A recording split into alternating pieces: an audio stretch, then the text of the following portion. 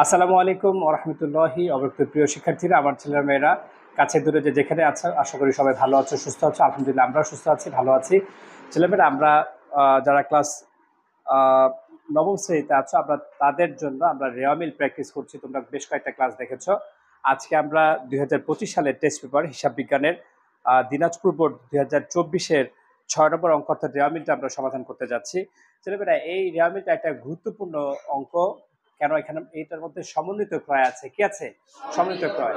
আমরা গত ক্লাসে আমরা তোমাদের সাথে আলোচনা করেছিলাম যে সমন্বিত ক্রয় আর সমাপরি মজুদপূর্ণ দুই বন্ধু। ছেলেমেয়েরা, আমার দিকে তাকাও সবাই, আমার দিকে সবাই তাকাও, বলো কারা কারা দুই বন্ধু? সমাপরি মজুদ আর সমাপরি মজুদপূর্ণ দুই বন্ধু, মনে আছে? আবার শোনো, আমার আমার দিকে তাকাও, আমার দিকে তাকাও সবাই, বলো সমন্বিত ক্রয়, বলো আর সমাপরি মজুদপূর্ণ দুই বন্ধু, মনে আছে না? আর এদের চিরশত্রু কে কে? প্রারম্ভিক মজুদপূর্ণ এবং ক্রয়, মনে আছে? ক্রয় এবং প্রারম্ভিক মজুদপূর্ণ। আচ্ছা ছেলেমেয়েরা, এই বিষয়টা আমরা বলবো, তবে আমরা তার আগে একটু সৃজনশীল প্রশ্নে চলে যাচ্ছি। আমাদের সৃজনশীল প্রশ্নে বলেছে যে উত্তোলনের পরিমাণ, মোট উত্তোলনের পরিমাণ। ছেলেমেয়েরা, তোমাদের মধ্যে কে আছো আমাকে উত্তোলন ছাড়াও আরো দুইটা নাম আছে, যে দুইটা নামকে আমরা উত্তোলন বলি, সেগুলো কি কি? আয়কর আর জীবন বীমা। গুড, বলো উত্তোলন, উত্তোলন, আয়কর, জীবন বীমা। কি কথা? একই কথা। ছেলেমেয়েরা, তাহলে আমরা বলছি উত্তোলন, আয়কর, জীবন বীমা কি কথা? একই কথা। এবার তাহলে আমাকে একটু বলবে সাকিব, সাকিব আমাকে একটু বলবে প্রশ্নটা তোমার কাছে আছে? আচ্ছা, এই 6 নম্বর প্রশ্নটা নাও।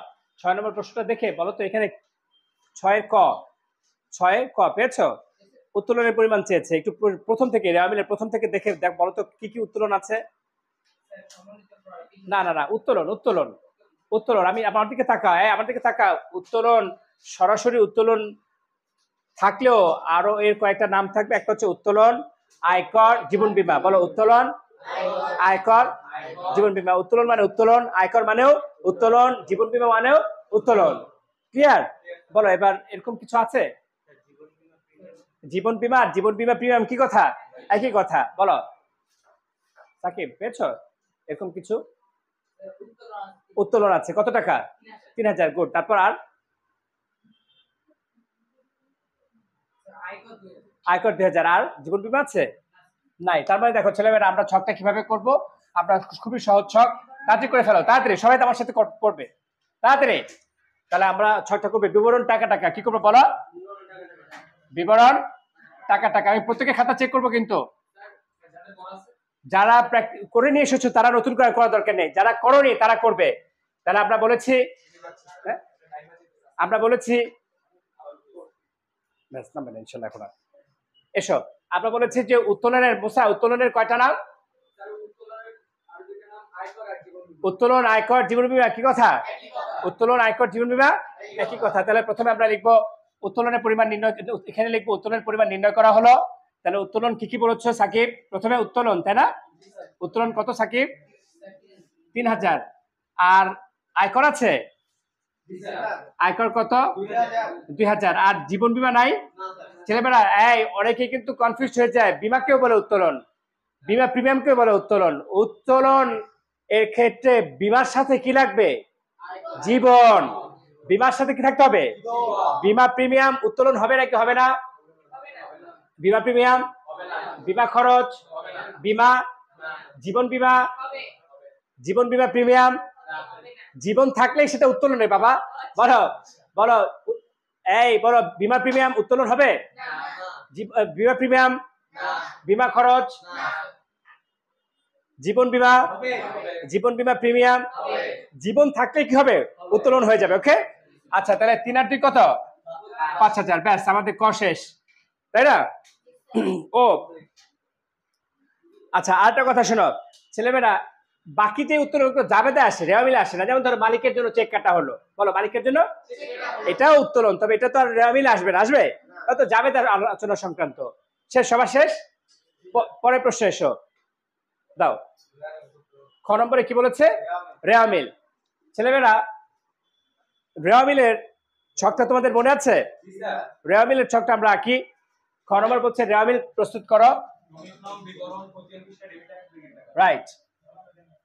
দেখো ছেলেমেয়েরা, আমরা রেওয়ামিলের ছকটা এভাবে করব।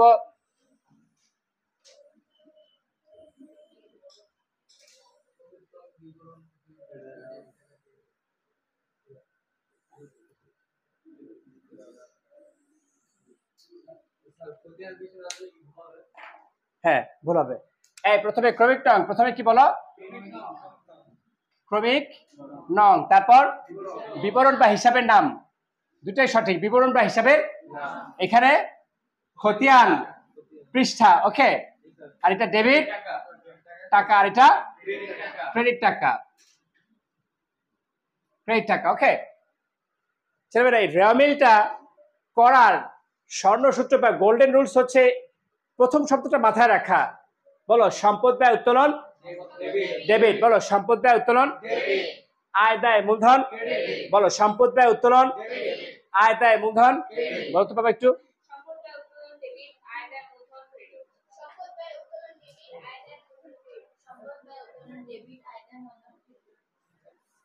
বলো,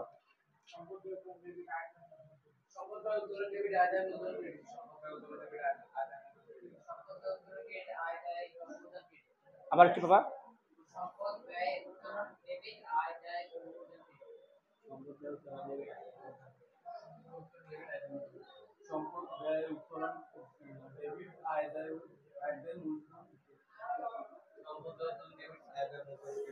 আচ্ছা, তাহলে রেওয়ামিল যখন করব তখন এই থিমটাই মাথায় রাখতে হবে, এই রুলসটা মাথায় রাখতে হবে, তার আলোকে আমরা শুরু করব। হ্যাঁ বাবা,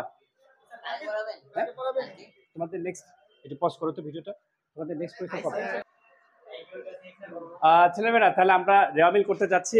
রেওয়ামিলে আমরা যে বিষয়টা আমরা গুরুত্বের সাথে মনে রাখতে হবে সেগুলো হচ্ছে সম্পদ ব্যয় উত্তোলন ডেবিট আয় দায় মূলধন। যাতে এটা করা হয়নি আমি কিন্তু রেওয়ামিল নিলাম এবং এর মধ্যে তোমাদের করে ফেলতে হবে। সবার খাতা চেক করতে গিয়ে যেন আমি পুরোপুরি এসডব্লিউ কমপ্লিট পাই। এসো ছেলেমেয়েরা, আমরা প্রথমে বলেছে সমন্বিত ক্রয়। কি বলেছে? সমন্বিত ক্রয়। এই প্রথমে কি বলেছে? সমন্বিত ক্রয়। এটা ব্যয়, এটা কি ডেবিট না ক্রেডিট? বলো, সমন্বিত ক্রয় ব্যয় ডেবিট হবে, কি হবে? এবার আমার দিকে তাকাও ছেলেমেয়েরা, আমরা গত ক্লাসগুলোতে বলে এসেছি যে সমন্বিত ক্রয়ের বন্ধুকে, সমন্বিত ক্রয়ের বন্ধুকে সমপরিমজুতপূর্ণ কে? সমপরিমজুতপূর্ণ, মনে আছে তো? এই সমপরিমজুতপূর্ণ সাধারণত রেওয়ামিলে আসে নাকি আসে না? আসে না, কিন্তু রেওয়ামিলে সমন্বিত ক্রয় আছে, এই জন্য সমপরিমজুতপূর্ণ আসবে। সমপরিমজুতপূর্ণ আসবে। কেন আসবে বলো তো? কারণ এখানে সমন্বিত ক্রয় আছে। কি আসবে? ভালো কোশ্চেন। এই আমরা কিন্তু শিখেছি জুবায়ের, আমরা কিন্তু শিখেছি সাধারণত সহপরিমজুতপূর্ণ আর সহপরিমণিহারি রেওয়ামিল অন্তর্ভুক্ত হয় না। কিন্তু প্রশ্ন যদি সমন্বিত ক্রয় থাকে, কি থাকে? সমন্বিত ক্রয় থাকে, তাহলে সমন্বিত ক্রয় তো রেওয়ামিলে আসবে, এবং সহপরিমজুতপূর্ণ যদি প্রশ্ন থাকে তাহলে সেটাও কি হিসাবভুক্ত হবে? সেটাও কি রেওয়ামিলে হিসাবভুক্ত হবে, ওকে। আর আমার দিকে তাকাও, বলো তো তুমি সমন্বিত ক্রয় থাকলে একটা এন্ট্রি সাধারণত আসার কথা না, কোন এন্ট্রি আসবে? আর এর বিপরীতে দুইটা নিয়মিত এন্ট্রি বাদ যাবে। সমন্বিত ক্রয় সমপরিমজুত পণ্যের চিরশত্রু কারা কারা?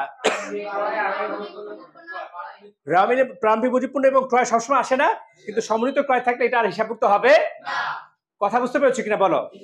তাহলে বলো তো, সমন্বিত ক্রয় থাকার কারণে সমন্বিত ক্রয়ের বন্ধুকে, তাহলে সমপরিমজুত পণ্যের সাথে তো রেওয়ামিলে আসার কথা না, কিন্তু সমন্বিত ক্রয় রেওয়ামিলে আছে, এই জন্য সমপরিমজুত পণ্য আসবে।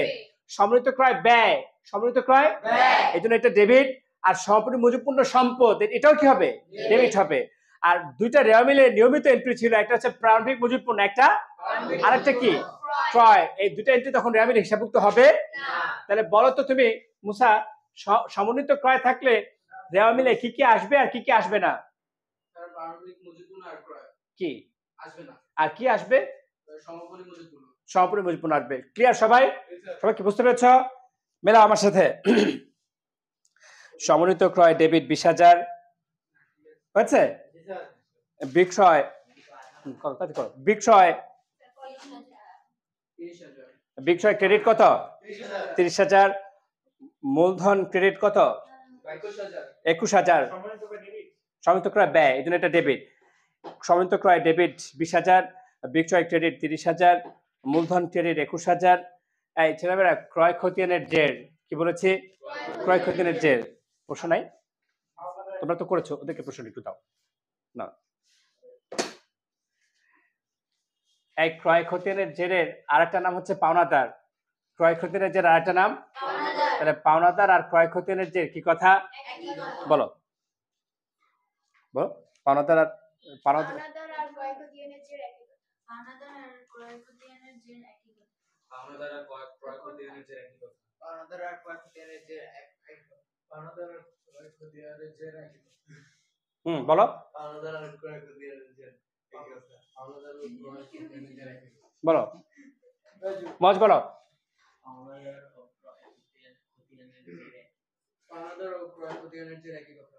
পাওনাদার ও ক্রয় খতিয়ানের জের একই কথা। পাওনাদার ও ক্রয় খতিয়ানের জের একই কথা। দেখো ক্রয় খতিয়ানের যে ক্রেডিট 54,000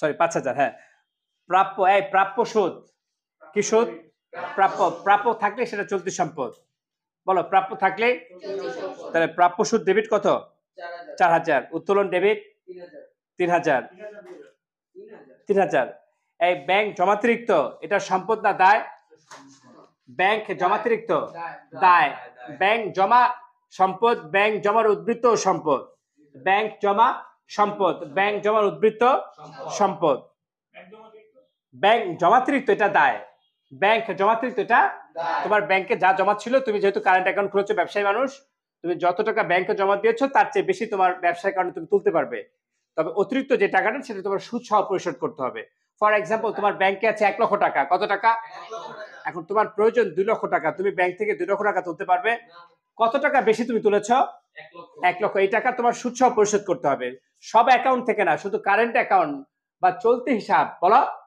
চলতি হিসাব খোলা হয় ব্যবসায়ীরা খোলে এটা কারা খোলে তাদের এই জমাতিরিক্ত উত্তোলনের সুদ আছে উত্তোলনের সুযোগ আছে ওকে তাহলে ব্যাংক জমাতিরিক্ত সম্পদ না দায় দায় ক্রেডিট 7,000 আর সহপরি মজুতপূর্ণ এই অঙ্কে আসার কথা ছিল না কিন্তু এখন আসবে কেন সমন্বিত ক্রয় আছে কি আছে এই জন্য সহপরি মজুতপূর্ণ আসবে ডেবিট 22,000 আসবাবপত্র ডেবিট 12,000 আর আয়কর ডেবিট 2,000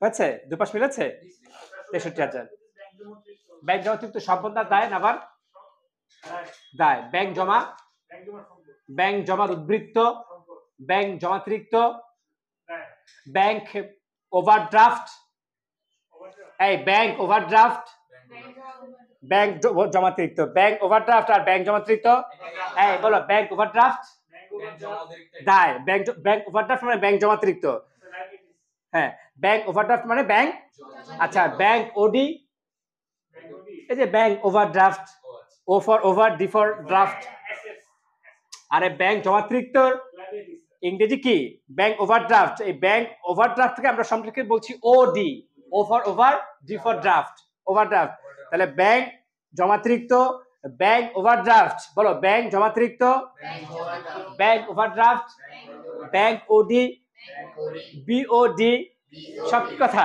একই কথা ব্যাংক ওভারড্রাফট ওকে আচ্ছা তাহলে দুই পাশে 63,000 এসেছে তাই তো আচ্ছা ছেলেমেয়েরা তাহলে আমরা আমাদের আমরা ক খ করছি না ছেলেমেয়েরা আশা করছি তোমরা রেওয়ামিল বুঝতে পেরেছো সমন্বিত ক্রয় আজকে ছিল সবচেয়ে বেশি ইম্পর্টেন্ট টপিক আমরা শিখেছি যে সমন্বিত ক্রয় থাকবে সমন্বিত ক্রয় রেওয়ামিলের ডেবিট আসবে আর ওর বন্ধু সমাপনী মজুতপূর্ণ ও আসবে এবং যেহেতু সমাপনী মজুতপূর্ণ সম্পদের জন্য ডেবিট হবে আর এর বিপরীতে দুইটা এন্ট্রি নিয়মিত রেওয়ামিলে বাদ যাবে সেটা হচ্ছে প্রারম্ভিক মজুতপূর্ণ এবং ক্রয় ছেলেমেয়েরা আজ এই পর্যন্ত তোমাদের অন্য কোনো ভিডিওর সাথে দেখা হবে সে পর্যন্ত সবাই ভালো থেকো সুস্থ থেকো ধন্যবাদ সবাইকে